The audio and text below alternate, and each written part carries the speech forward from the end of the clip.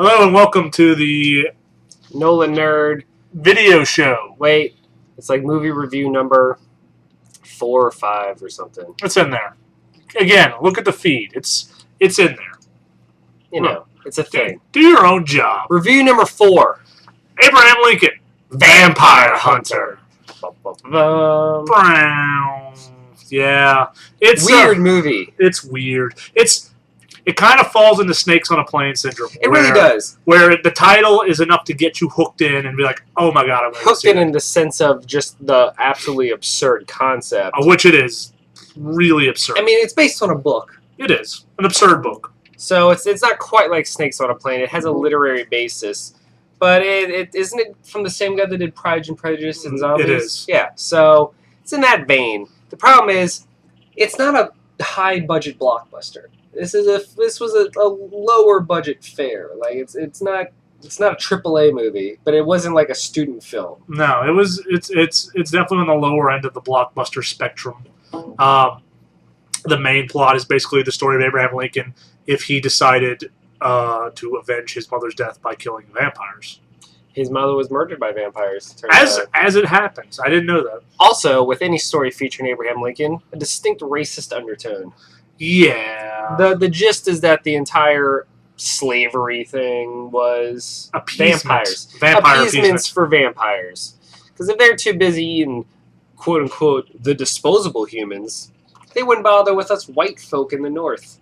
Which is ironic, because we're not in the North. We're still stuck in the South. We are. Oh, God, it's so hot. It is. It's 1,000 degrees. Anything. Anyway. So there's basically two movies going on here. There's the movie where he fights vampires. The one you paid to see. And that movie is fantastic. It's ridiculous and it's over the top. It's everything you expected when you went to go see the movie. The other movie is a pseudo-biography of Abraham Lincoln. Which I thought there was already one coming out. There is. I wanted to see the actual biography of Abraham Lincoln. It's done by Steven Spielberg and Daniel Day-Lewis. Not featuring Liam Neeson because he's too busy being awesome in Taken 2. Yeah. And that's not quite as good.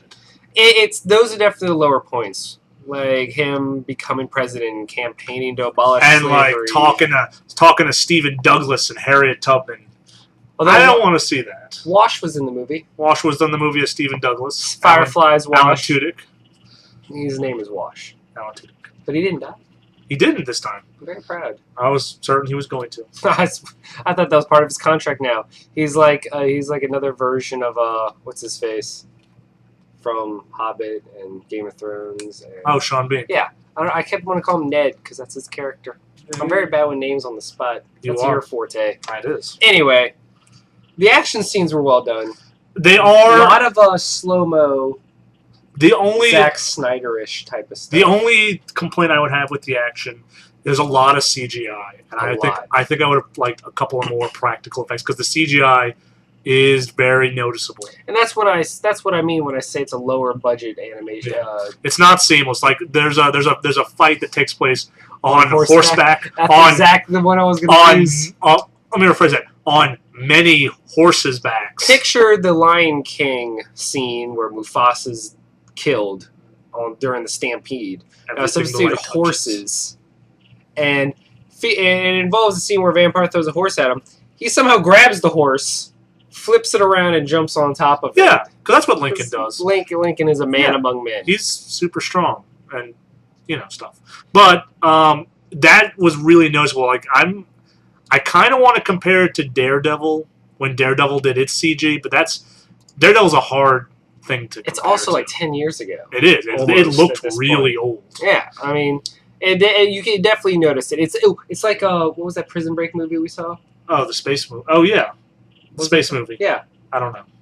We reviewed it. I don't remember what it's called. We did. It had Guy Pearce. Look back in the feed. Lockout. It's like that CG. Yeah. It's not bad per se. It's just extremely noticeable given and a little the dated. Day and age we're in. Yeah.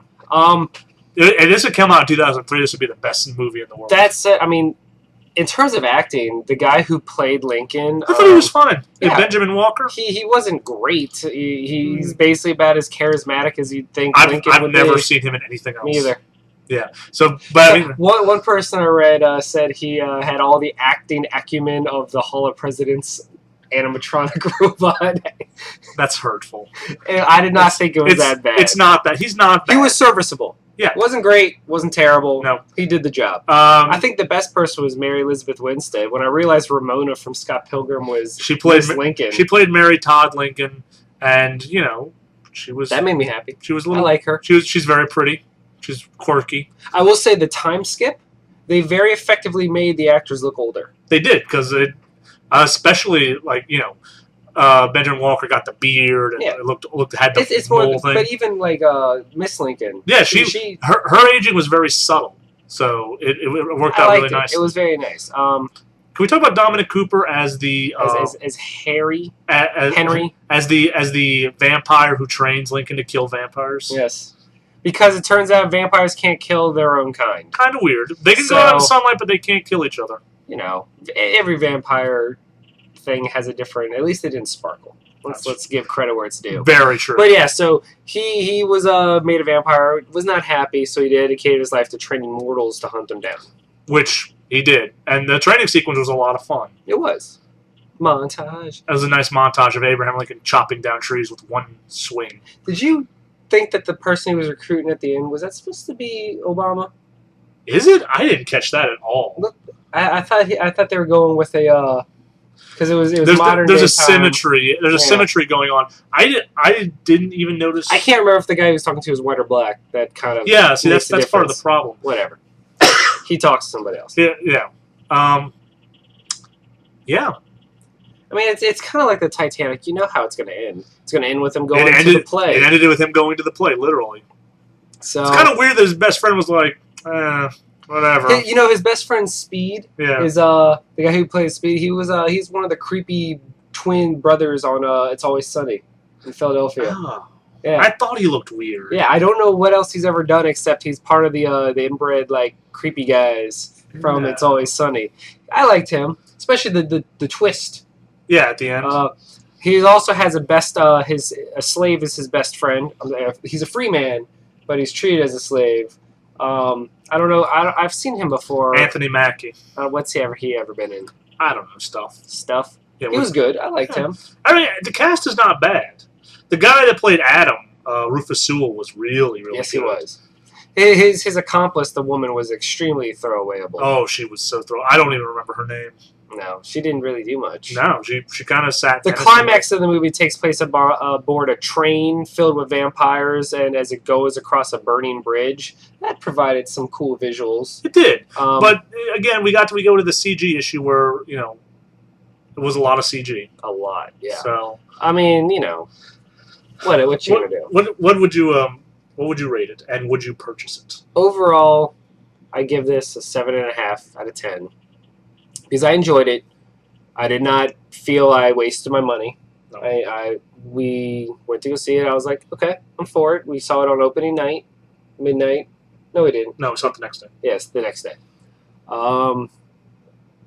Would I buy it? If it was on sale on a Black Friday deal thing, it was cheaper than normal, yes. Full disclosure, we did not see it in 3D. We saw it in regular 2D. I heard the 3D was decent. But there's definitely a lot of shots that were. Oh, you saw, it was definitely one of those Resident Evil 3D movies where it's a lot of throwing stuff into the camera. The axe is and you're like 3D. Or when he bursts into the house with the cart and and there's a fucking 3D. Tokyo Drift moment with horse carts. I thought that was the most ridiculous part of the movie right there. I laughed out loud. Not Abraham Lincoln hard punching that guy. Oh, that was awesome. That was the best part. That was the best part. Anyway, 7.5. Not bad. Not great. Above average, but whatever. Give it a 7. I didn't hate watching it, but its CG is a little dated, and when he's not killing vampires, I find myself not caring.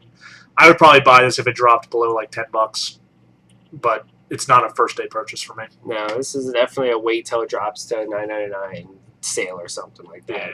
Yeah. Which it will. It'll eventually be purchased, just not right away. No. What you gonna do? It definitely will drop to that bargain bin, though. So yeah, that is the Nola Nerds movie review of Abraham Lincoln Vampire Hunter. Yep.